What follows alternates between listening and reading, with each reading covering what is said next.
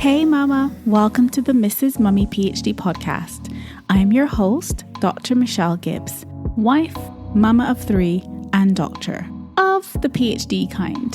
On this podcast, we talk honestly about high achievement, burnout, and what it looks like to lead well across home, work, and self. So if you're an ambitious mother scholar who's quietly exhausted by the pace you've been keeping and starting to realize that survival isn't the same as success, this podcast is for you. Mrs. Mummy PhD began during my own PhD journey as a wife and mama.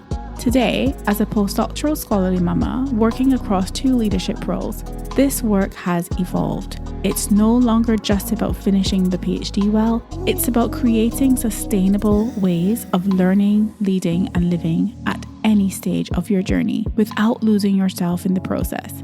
If you are ready to move from survival to restoration, you're in the right place. Let's begin. These are our journeys of becoming. Hey Mama, welcome back to the Mrs. Mummy PhD podcast. I am your host, Dr. Michelle Gibbs, and I want to say thank you so much for being here. Make sure you subscribe to the podcast wherever you get your podcast so that you don't miss a single episode. So in today's episode, I want to talk about something that's probably happening to you right now.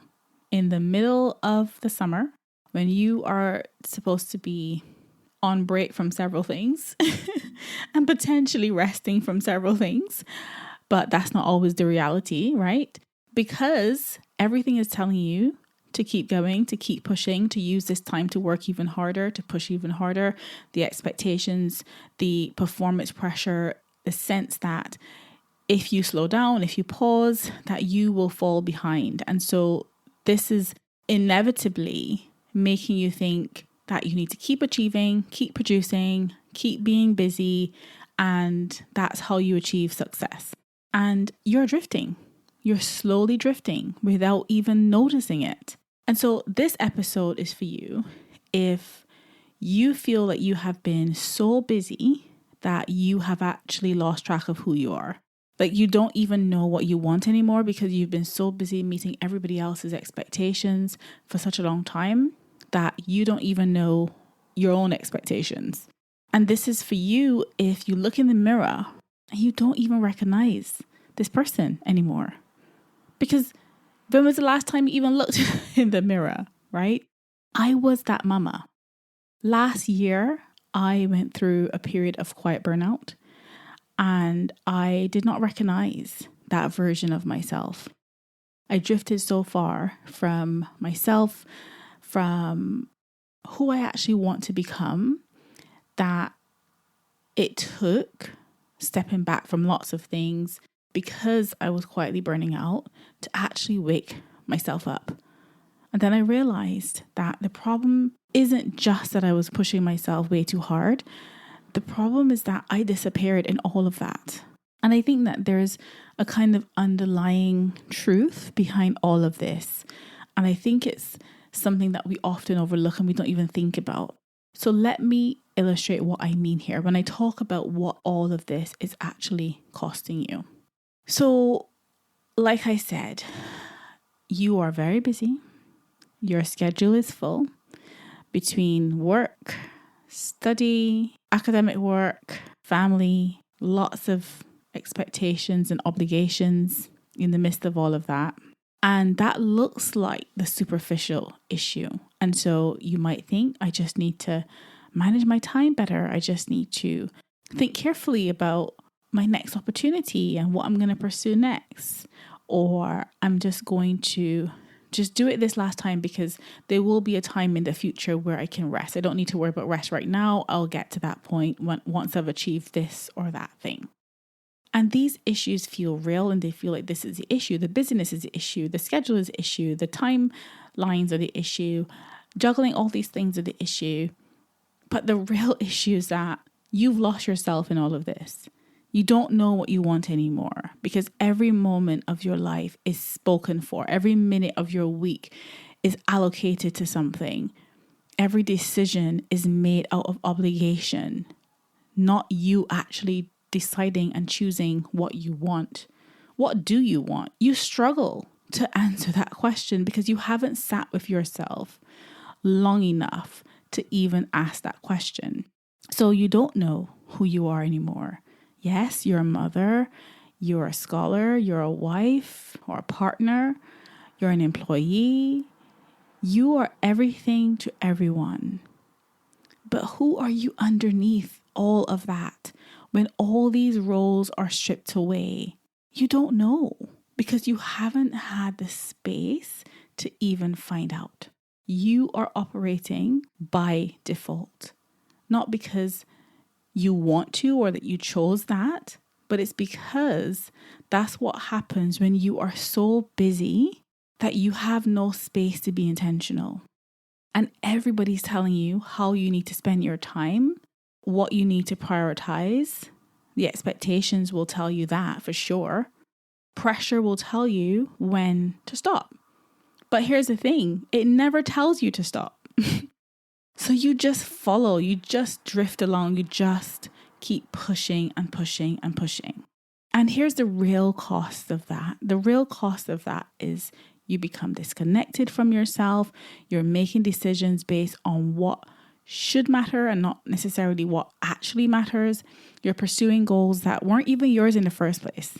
Like literally they were not even yours. And even if they were, maybe they're not your goals anymore. Maybe you've grown, you've evolved, you've changed, but you're still holding on subconsciously to that kind of past version of yourself who had a lot less to juggle. So you are performing a version of success that is slowly erasing you in all of this. You, the asset. I talked about being the asset in all of this from Greg McGowan's book.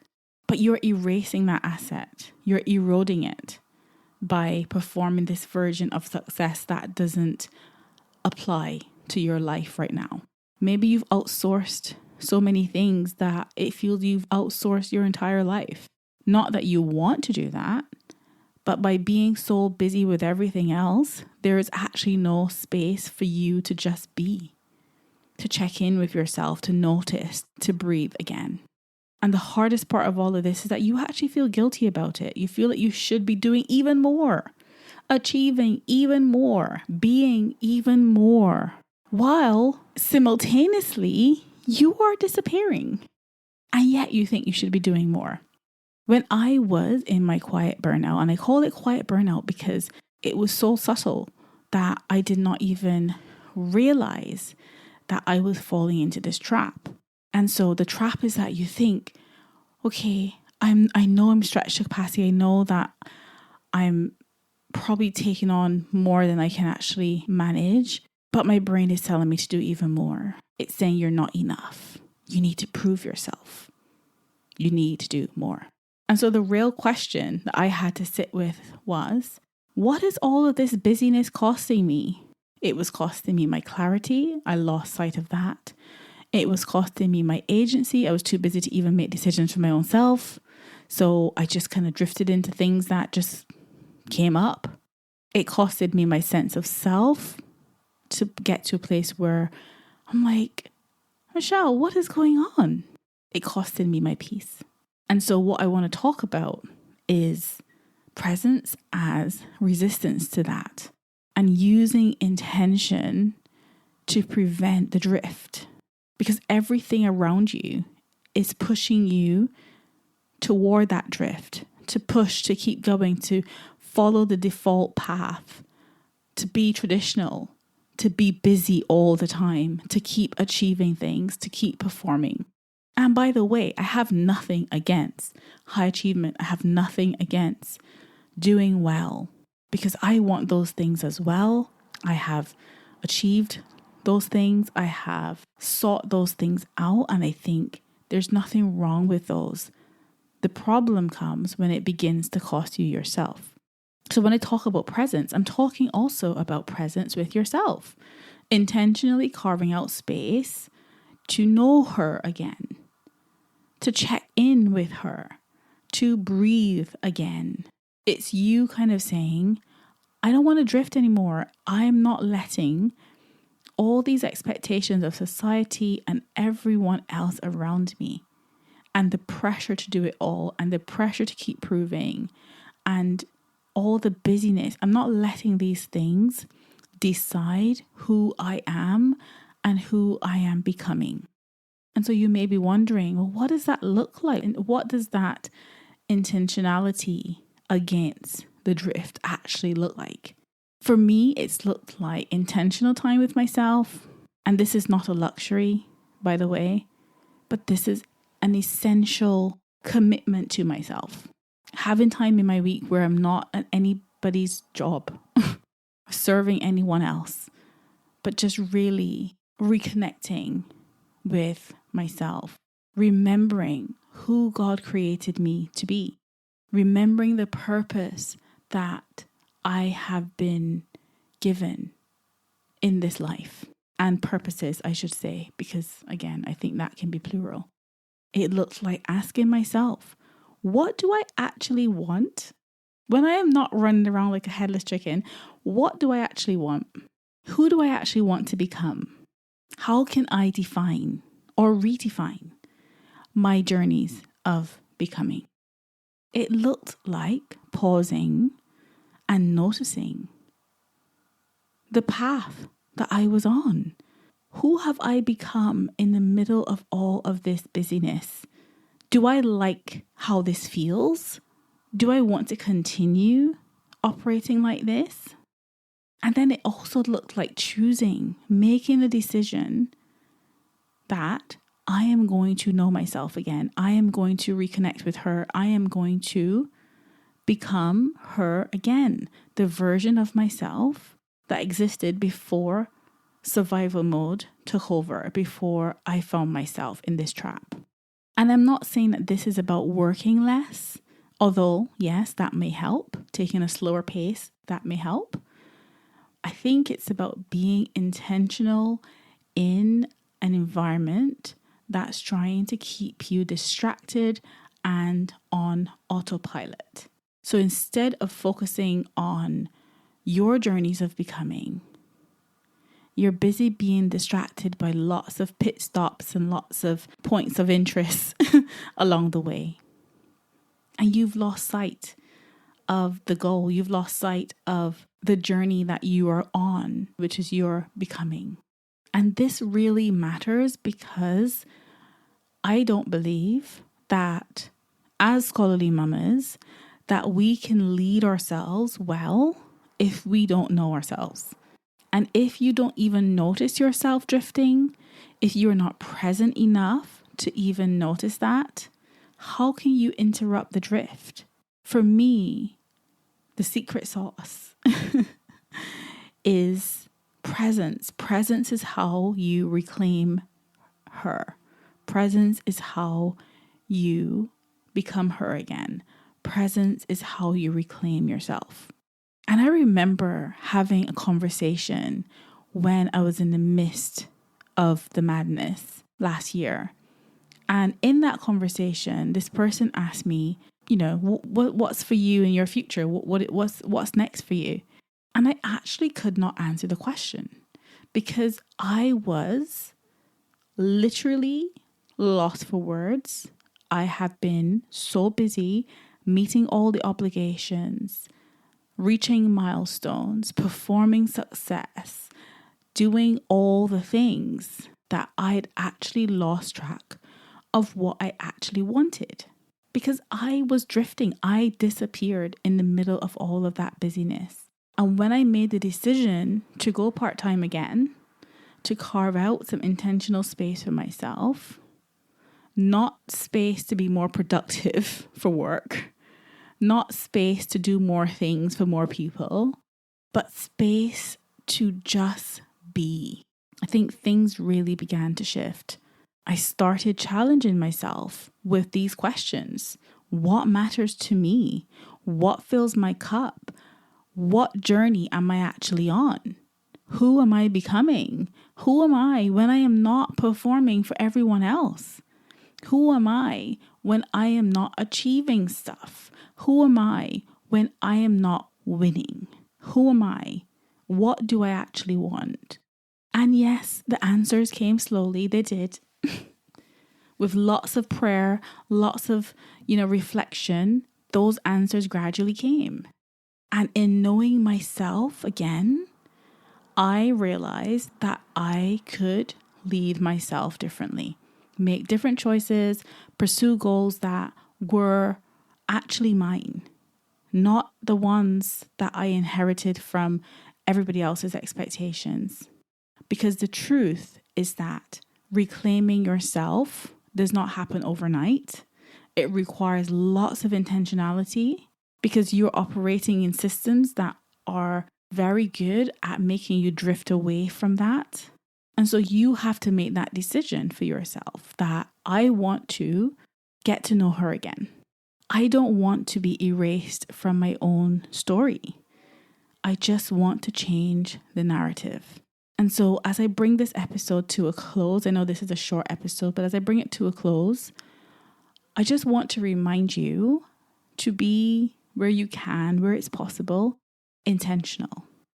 Not in the way that other people may suggest, which is more productive, achieving more things, performing more things, but be intentional about really getting to know yourself, being present with yourself, not drifting, but reclaiming the space you need to breathe, carving out time for you, and making space to become her again. You are allowed to disappear from that hamster wheel long enough to find yourself again, to realize and reconnect with what matters to you, whether that be your faith walk, whether that be your family life, whether that be a dream that you had for so many years, but you got so busy that you've forgotten you even had that dream. Maybe you just want to make time to tidy up your space so that you can sit and work with clarity of mind and not clutter all over the place that is just preventing you from being focused. Sometimes we think about these grand things and we think, oh, I need to become a whole new person, when sometimes it's just creating this space so that we can gradually and intentionally and slowly reconnect with ourselves. So if this sounds like something you need, if you are recognizing yourself in this disappearing act, if you are ready to stop drifting away further and further from your dreams and your goals and your values and the things that matter to you, and start to be intentional about who you actually are and who you want to become again, then that's exactly what the Becoming Her Reset is for. 2 weekends, 1 audit, your life reclaimed. Presence with yourself is not a luxury. I think it's so essential. It's how we can stop drifting away from the things that truly matter to us and start living intentionally again. Because that's how you're able to show up for the work that you do every day, the important work that you do, but also the important work at home and the important work with yourself. So until next time, Mama, continue to lead yourself gently, and I will see you in the next episode. Bye for now.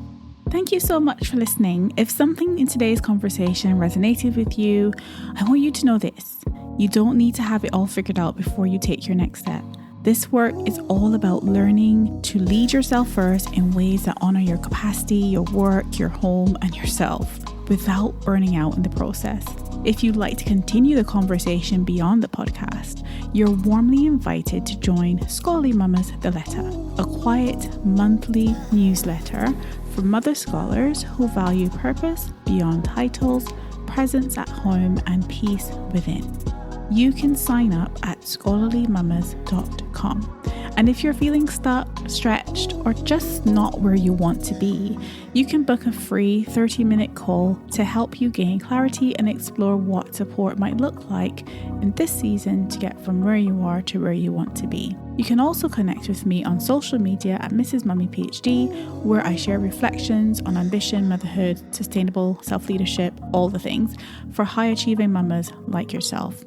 This, Mama, is the quiet work of scholarly motherhood, and these are our journeys of becoming.